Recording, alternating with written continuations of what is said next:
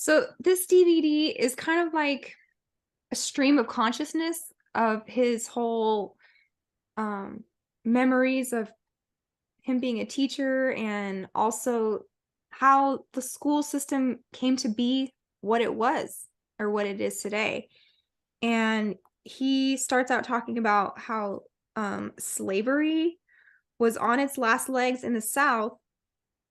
So he talks about slavery versus industrialism in the 19th century, right? Okay. And in the North, they had all of these people who could work in factories and produce all of these like wealth of goods, right? But in the South, people that owned slaves had to take care of them.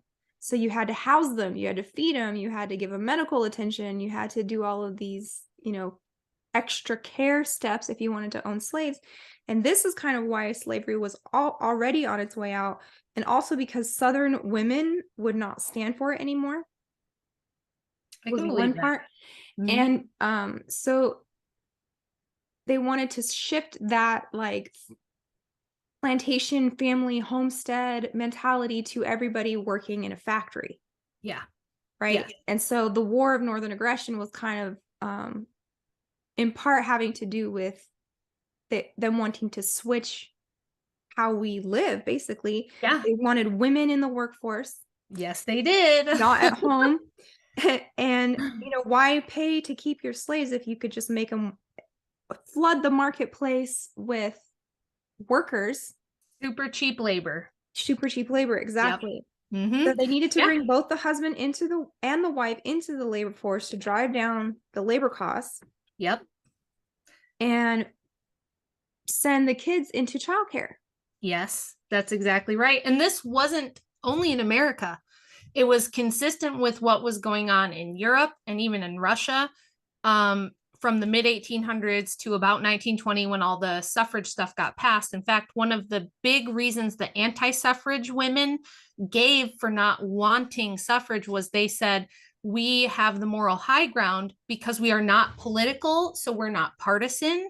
So we can have women's groups, we can have, like the temperance movement and things like that were effective because women were not involved in politics. So they had moral high ground. They weren't down in the mud with the politicians and all of that. And they wanted to be in charge of the welfare of children. They said, our primary thing is to make sure children and communities have things like safe food, safe water, good social atmospheres, nice communities, parks, stuff like that. And if you force us all into the workplace and force us all into politics, we're going to lose that moral high ground and the whole world will just be this political hellscape. And I Mhm, think that they were kind of right about that. mhm, And yeah, it was a big reason that the industrialists are the ones who funded these efforts with public school and with getting women into the workforce because, yes, doubled the labor market. So did, freeing slaves also probably contributed to that. Now, I'm not saying that was bad, obviously. I'm just saying it happens to be a side effect of why the Northern industrial class want these industrial like barons, like the Rockefellers and the Carnegies, these kind of people wanted women and husbands in the workforce. And then, of course, the thing they helped with, we're going to help you, they always want to help you with mhm, daycare and public school so that you don't have to stay home with your kids anymore. And mhm, this was a big part of Bolshevik Russia as well. It was part of the conditioning of Russia to get them from what that country used to be to the USSR, this communist mindset was to have all the kids in daycares, which were called creches, and in public schools. So that's absolutely true. And it wasn't just here, it was kind of a global thing because all these people who were at the top, the elites, were all communicating. So this was kind of the plan. mhm. So you Mm-hmm. have these legacy families, Carnegie, Rockefeller, Rothschild, all of these getting together, and then they have social services involved to come and welfare check and actually take the kids away from the parents.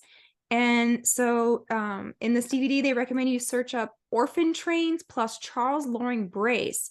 So there's a period of about 75 years, like 1854 to 1929, that kids were loaded into boxcars by the thousands. and sent out west because their parents were deemed unfit because they were both working in the factories. And you can pull up pictures of these, just like gobs of kids hanging out of train cars, but they're relocating them west. And so I think it was like 200,000 homeless kids ended up in indentured servitude and orphan trains. So that's something they recommend you Google in this schooling series, like That's amazing. them I'll have to breaking up look that all of up. these families. Yeah. So then he goes on to make a connection between frustration and aggression in kids. And this is something that I see a lot, like on social media when teachers post, they're in a crisis right now. Like so many teachers are quitting because, Yeah. first of all, they don't get paid anything. Yeah. And secondly, the children are just out of control, probably Totally. because of food, additives in the food, and because they're being made to try and exist in these artificial environments, sitting in a chair for 8 hours, only getting up to switch classes. You have to raise your hand to pee. Like all of your Yep. autonomy is stripped from you.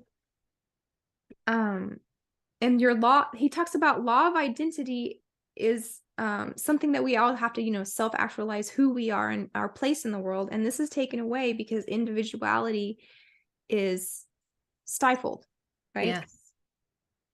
So the aggression that you see at school is just a result of the frustration that they're feeling because of the pressures of all these different things, right? Yeah, I think those are all completely correct. And that was another thing is like the food in the public schools was so abysmal. Mm-hmm. It wasn't great when I was in, but by the time my kids got in, it was 10 times worse because of the Michelle Obama stuff. Like they were, first of all, it was like their lunch was like 200 calories, and none of my kids have ever been like obese or had that problem. And the stuff it was like, here, have your 2 celery sticks and your gluten-free vegan chicken nugget, and that's your lunch. It looks worse than prison food. It was terrible. I Yeah. would bring them their lunch for the few years that some of them were in. I would usually bring them lunch or send their lunch.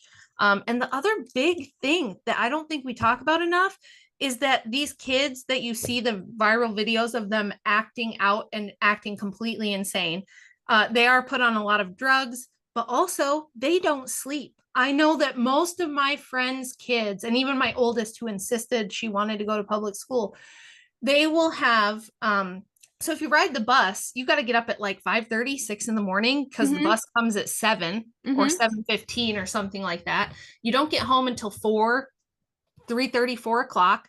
You've got your extracurricular thing, so if you're doing volleyball, track, cheerleading, you've got sports, that might go till 5 or 6 o'clock, and then you've got to come home and eat your dinner, and then you've got 2 hours of homework Mm-hmm. on top of that. And if you had a game, like an out of town game or something, maybe you didn't get home till 11, and then they still got to do their 2 hours of homework. So a lot of these kids aren't going to bed until midnight, 1, 2, 3 in the morning, and they're getting up at 6 to go back to school. A lot of these high school age kids are running perpetually on just a few hours of sleep, which is devastating to their development. Yeah. And it will literally drive them insane and make them sick and all kinds of other things. So I think that's another huge reason to consider homeschooling, because I can't Cool. imagine if I was that age trying to function on 4 or 5 hours.